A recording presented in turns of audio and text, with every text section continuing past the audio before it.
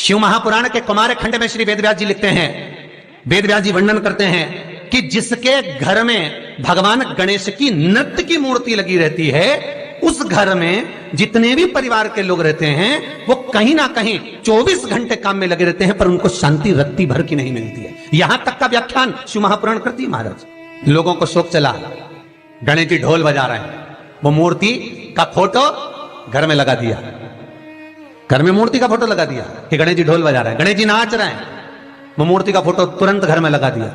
वेदव्यास जी ने कुमार खंड के अंदर वर्णन करा, यदि देवता की अपमानजनक मूर्ति या स्मरण पूजन का भाव अगर कहीं लगाया भी जाता है तो उस घर में शांति रत्ती भर की नहीं रहती है महाराज। यहां तक शिव महापुराण कहती है कि भगवान शंकर का शिवलिंग आप घर के अंदर रख सकते हो, भगवान शंकर का शिवलिंग घर में रखकर पूजन कर सकते हो, भगवान शंकर के शिवलिंग का आप स्मरण कर सकते हो, भगवान शंकर के शिवलिंग की आप पूजन कर सकते हो। पर शंकर, जब शिवपुराण खुद कह रही है कि शंकर का जो भौतिक स्वरूप है, शंकर का जो शारीरिक स्वरूप है, जैसे आप शिव महापुराण के पीछे जो बैनर देख रहे हो, इस बैनर में शंकर जी का जो स्वरूप दिखाया जा रहा है, ऐसी मूर्ति तप करने वाली, ऐसी मूर्ति आशीर्वाद देने वाली, ऐसी मूर्ति जो भगवान शंकर का मूल स्वरूप दर्शाती हो, ऐसी मूर्ति घर के अंदर नहीं रखी जाती। स्वयं शिव महापुराण करे, फिर वो मूर्ति छोटी हो चाहे बड़ी हो, फिर वो मूर्ति कितनी भी बड़ी आकृति की हो, शिव महापुराण की कथा कहती है। हां, शिवलिंग जो भगवान शंकर का एक मूल बिंदु है, भगवान शंकर का एक मूल बिंदु विराजमान है, भगवान शंकर का एक मूल बिंदु का निर्माणित है वो शिवलिंग।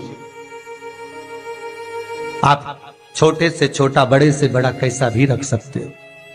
शंकर को एक बेलपत्र भी अगर हम समर्पित कर रहे हैं तो वो आखी हो, एक चावल का दाना भी हम शिव को दे रहे हैं तो वो आखा हो, एक पुष्प भी अगर हम भगवान शंकर को दे रहे हैं तो आखा होना चाहिए, श्रीफल भी दे रहे हैं तो आखा होना चाहिए। इसलिए शंकर जी के मंदिर में नारियल नहीं फूटता, आखा।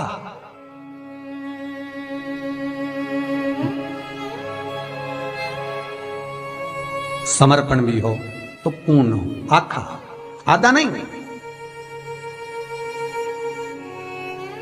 कुएं के पास की सफेद दुर्वा, कुएं के पास की सफेद दुर्वा, यदि 41 दुर्वा प्रत्येक बुधवार को गांठ लगाकर गणेश जी को समर्पित कर कर वापिस उठाकर उस दुर्वा को खाली पेट, आपके घर में भी गणेश जी होंगे, उनको समर्पित करो, खाली पेट इस दुर्वा को केवल चबा चबा कर खा लो और आधे घंटे बाद पानी को पी लो।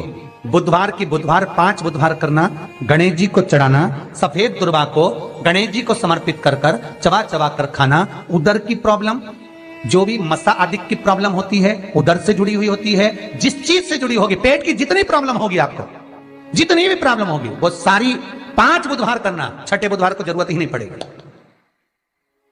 कितनी भी प्रॉब्लम हो पेट से, कितनी पेट से जुड़ी हुई प्रॉब्लम जितनी भी होगी, समाप्त। यही दुर्वा शिव महापुराण की कथा कहती है। यदि पंचमी तिथि के दिन, चतुर्थी के दिन 7 गांठ वाली दुर्वा 21 ले लो और चतुर्थी के दिन गणेश जी को समर्पित कर दो।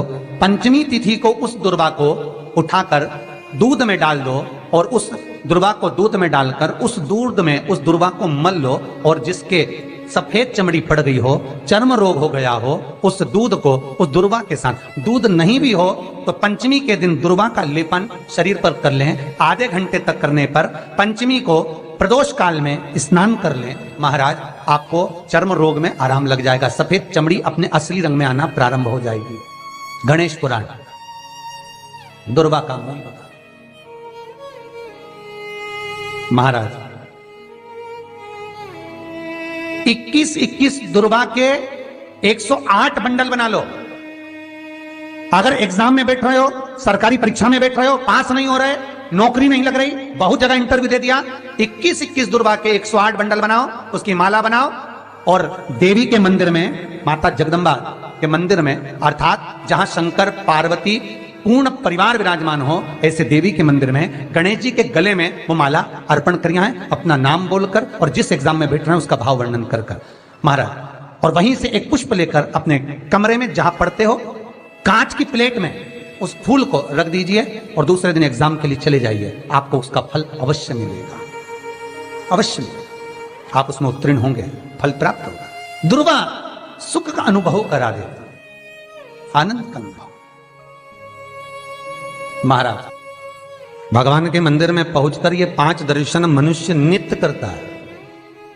पहला भगवान के चरणों का, दूसरा भगवान के नाभि कोश का, तीसरा भगवान के वक्षस्थल का, चौथा भगवान की शिखा का और 5वां भगवान के नयन का।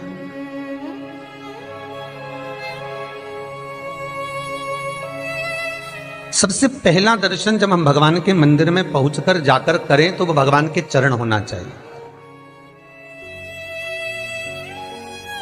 परमात्मा के चरण। भगवान शंकर की जो 5 पुत्रियां हैं, जया, विषहरा, सामरीवारी, दोतली और देव, भगवान शिव की जो 5 बेटियां हैं, रात्रि को सोने से पहले हाथ की अंजलि में जल लेकर जया, विषहरा, सामरीवारी, दोतली और देव, इन 5 कन्याओं का नाम लेकर आचमन कर कर जो रात्रि में विश्राम करते हैं, उनको रात भर नींद चकाचक आती है, फिर उनको कोई चिंता न करने की जरूरत नहीं पड़ती, वो मस्त आनंद में सोते, गोली खाने की भी जरूरत नहीं पड़ती उसको, गोली नहीं खानी। अरे भैया, गरुड़ पुराण में एक लाइन आती है, बड़ी सुंदर है, गरुड़ पुराण का 3रा अंश, उसमें यहां तक लिखा है, किसी डॉक्टर को जाकर आप दिखा रहे हो, वो इंजेक्शन लिख रहा है या इंजेक्शन लगा रहा है, उसमें भी आपका कर्म का भाग है, उसमें भी कर्म का भाग है। पूरा शहर छोड़कर इंदौर दिखाने जा रहे हो, पूरा शहर छोड़कर भोपाल, दिल्ली, मुंबई। नमस्कार दोस्तों, आशा है कि वीडियो आपको पसंद आई होगी, तो प्लीज़ इसे लाइक करें एंड सब्सक्राइब करें। हर हर महादेव।